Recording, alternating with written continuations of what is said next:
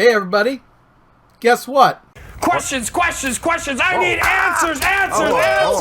Yes, actually this is back. I thought that everybody had forgotten about the questions, answers. But the reason I stopped actually what happened was somebody who used to ask a lot of questions by the name of HeyMan posted a comment on one of my videos and said, whatever happened to questions and answers?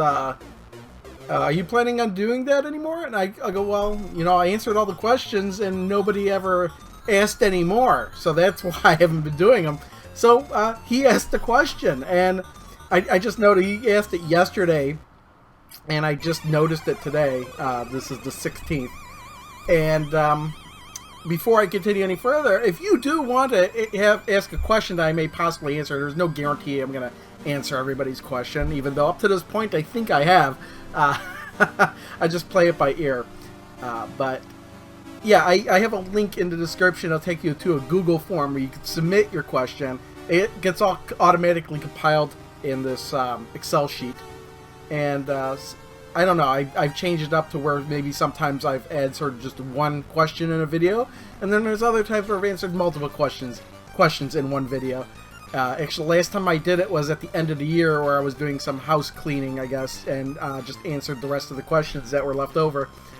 But this one I have to answer because it's not video game related. It's Mystery Science Theater 3000 related. So it's not very often I get to talk about my favorite show on this channel. But HeyMan asks, so we are a month away from MST3K. How are you feeling or looking forward to it? Excited, worried, etc.? I would be lying if I said I wasn't worried. The charm and humor from the original series to me is the jokes are subtle and quick riffs. I fear the new series may try too hard to be funny and use internet memes or rely too heavy on only current pop culture references for a younger audience. I'm still looking forward to it, but I am worried. And I guess the question is, how do I feel about it? Now, Mystery Science Theater originally started, I think, around 1988, 1999 on a UHF station in Minneapolis, Minnesota. Was picked up by the Comedy Channel a year afterwards. The Comedy Channel became Comedy Central, so it ran on Comedy Central for quite a while, and then Comedy Central canceled it. And then a year later was picked up by the Sci-Fi Channel, and Sci-Fi Channel got canceled 1999. And, you know, the reason it was canceled, well, a couple reasons. It was getting harder. I guess it was getting harder to get the rights to the movies, because I guess if the channel's rights had lapsed on the certain movie that they had aired, then they could no longer show that episode. And then, you know, one of the reasons why it was so prominent in the early days of the show in the 90s, early 90s, is because, you know, Comedy Central, Comedy Channel, they were brand new channels. They were looking for content, and here was a show that filled up 2 hours worth of airtime.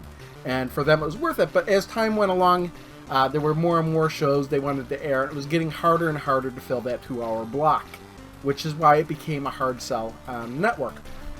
So, ultimately, it was canceled over 17 years ago at this point, which is kind of ridiculous to me when I think about it, to think that that show is over 17 years old. It's been over 17 years since the last new episode.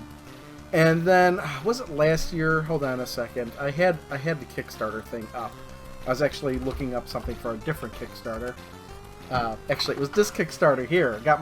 Finally got my Kung Fury Blu-ray from the Kickstarter, and that's been about 2 years. But now, time for me is just a complete blur, and I can never remember, you know, I can't remember if it was last year or the year before that. Successfully funded December 12th, 2015. So it's been over a year since the Mystery Science Theater 3000 Kickstarter was funded, and out of all the Kickstarter projects that I funded this one the most, because, like I said, Mystery Science Theater 3000 is my favorite television show, without question. It was the only reason I got cable when I was able to get cable, and pretty much it's one of the major reasons I haven't gotten cable ever since it was canceled. So I funded it, the most I've ever funded any Kickstarter. I gave them $200. I think it wound up being over $200 in the long run because of the add-on pledges. So yeah, I really want this to come. I want something to come out of this. But am I worried? Now here's the thing: is it's going to be different. Okay, some things are going to be the same, some things are going to be different, and fans of Mystery Science Theater should realize that the show is no stranger to change. Changes happened all the time. You had and lots of people, some people just don't like changes, and I can understand that. There were some people that were, you know, if you think back from between season 1 and season 2, J. Elvis Weinstein had left the show, and Kevin Murphy took over the role of Tom Servo. There were some people that didn't like that change. Somebody sent them a letter that said, the story goes that somebody printed out a banner and sent the banner in that said, "I hate Tom Servo's new voice." And then, of course, we have the whole Joel versus Mike debate, where some people like only the Mike episodes and some people only like the Joel episodes. And then you had the other major change when they moved to Sci-Fi, where Bill Corbett took over the role of Crow from Trace Bellew. I believe that's how you say his name. And it's all different. I mean, you can't watch a season 1 episode and kind of compare it to a season 8 episode or a season 9 or 10 episode. They have different feel. They definitely have a different feel of it. The dynamic between the robots and Mike and the robots and Joel are definitely different. There are people that only like the Joel episodes. There are people that only like the Mike episodes. And to be fair, when the new season comes out, it's going to be different. And I remember quite clearly how jarring it was when the Sci-Fi episodes came on and everything was completely different. Dr. Forrester was gone. TV's Frank was gone. And we now had Pearl Forrester and The Observer and Professor Bobo. And it all seemed very different. And then as time went on, things kind of got into a groove. And then now I could go back to those episodes again and say, oh yeah, now I can understand. I don't feel so indifferent to these episodes anymore, because I got used to them. It's the thing, is like when this comes out, you just kind of got to get used to it, I think. Now granted, if you're dead set against who's playing these characters, I know at least one person that really, really hates, what's her name? Felicia Day. So they're a big old Mystery Science Theater fan. They don't want anything to do with this new series. That's fine. That's your prerogative. I'm not gonna say, hey, you should really watch this show. I hate it when people tell me the things that I should do. I mean, that's really up to you. But I'm not the biggest Felicia Day. I've had there's some things I like Felicia Day in, and some things I don't. I'm gonna give it. I mean, honestly, it's Mystery Science Theater. I'm gonna like it, I think. It's gonna take some getting used to. At least getting like a couple episodes. I have to watch a couple episodes to get kind of in tune with it. There was a premiere in 3 cities, and I'm following some groups on Facebook, and the people that went to these premieres had signed non-disclosure agreements. They've seen the first of the new episodes, and they say, yes, they're very good. They feel like the old Mystery Science Theater. But again, there is some new stuff. Obviously, Jonah Ray. Now, I've already seen Jonah Ray riff some stuff. There was the Mystery Science Theater 3000 reunion show.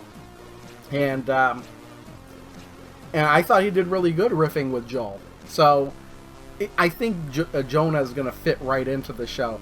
As for the robot voices, I have no idea. They're all going to seem completely different to me. Completely foreign. It's not going to seem right at first. But again, I think it'll take a couple episodes to kind of seat myself in with that. I mean, the same thing happened with riff tracks. I mean, granted, if you like the season 6 onward, or no, actually, I think like the season 8 onward, season 8, 9, 10 versions of Mystery Science Theater, then you've got riff tracks because it's practically the same people riffing on the movies, albeit without the shadows and the I guess the little skits that happen in between the movie. That's the kind of thing that I kind of miss. I like riff tracks, but that's one thing I really, really miss, or like the skits around the movies, and seeing the silhouette, the shadows themselves. But I don't know. We're gonna get that back. It'll be really interesting to see. I'm not worried. I'm optimistic. The other thing is that it's gonna be on Netflix, so you're gonna have access to all 14 episodes all at once, and that'll be a little bit different because I was used to waiting like a week, watching an episode, taping it, and then having to wait a week for the next one. But this is all at once. I could probably binge watch it all in 2 or 3 days, but honestly, I think I'll actually just watch one episode a day and let it sink in, and then kind of just repeat the process and watch them over and over again until I have them all memorized. Still don't know what movies they're going to show. That'll be interesting. You say you're worried about trying too hard to be funny. I don't think that'll be the case. Or use internet memes. I don't understand what the problem with using internet memes is. I really don't. Or current pop culture, too heavily on current pop culture references. Honestly, I don't think it'll be any different than the past.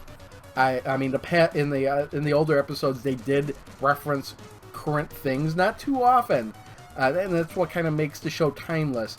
But again, I mean, if you watch an episode of Mystery Science Theater, there's no way you're going to get all the jokes. That's part of it. It's like there's going to be so many subtle jokes that you might not get it. That's the point. There's just so many jokes. You'll get some of them. You won't get some of them. Maybe at a later date, you'll finally understand what the joke is referring. That's why there's they have the Mystery Science Theater episodes on YouTube with not the captions, but the bubbles that pop up that kind of explain every joke. That's kind of interesting. I know there's websites that dedicate themselves to that. Honestly, I'm not worried. I don't think anybody who is looking forward to watching the show should be worried. Watch it. If you like it, you like it. If you don't, you don't. That's all I could say. Nobody's forcing you to watch it.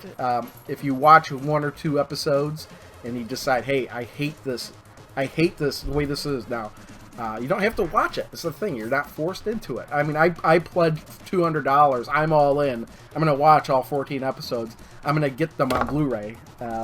Supposedly, at least that's one of the reasons I pledged so much. Among other things, I already got a whole bunch of stuff. Hang on, I'm going to pause the video. I'm going to show you the stuff I already gotten. Yeah, so I've already gotten... Well, I think they just include these of everything now, because either I'm mistaken or...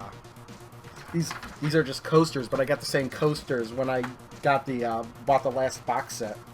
They got a whole bunch of little mini poster cards and everything, and honestly, these are the same ones that I've already gotten from the box sets and whatnot, but these are actual postcards, and so that's kind of cool. Got a letter here, which I'm not going to show because it's got my name and address on it. There's a little foil sticker here. Oh, it's actually in my wallet. And here's another postcard with some stuff on the back that I'm not going to show because it got my address on it. Got my Mystery Science Theater t-shirt, which I haven't opened yet. Probably never open because I tend to ruin all the... Over time, if I were to put this into circulation, it would get ruined eventually. And that's something I just don't want to do. I don't want to ruin this shirt. And actually, it's funny. It's in my wallet. Here it is. Mystery Science Theater 3000 Revival League member number 2045. Yeah, and I even have the old card somewhere too, and I don't remember where it is. I probably packed it away somewhere. I wish I could find that. But yeah, that's where I'm coming from. I'm not worried. I don't think anybody should be worried. I just come into it with an open mind. Watch the episodes. I haven't seen the episodes. Most people haven't seen the episodes yet. Looking forward to it. Until then, I've got Zelda to pass the time. Man, that game is great. I really want to get back to the game. So I think I'm gonna end the video here. And remember, I'll look into answering any more questions that come in, just like I have now. Again, but no guarantee that I will answer everybody's questions. All right. See y'all next time. Bye.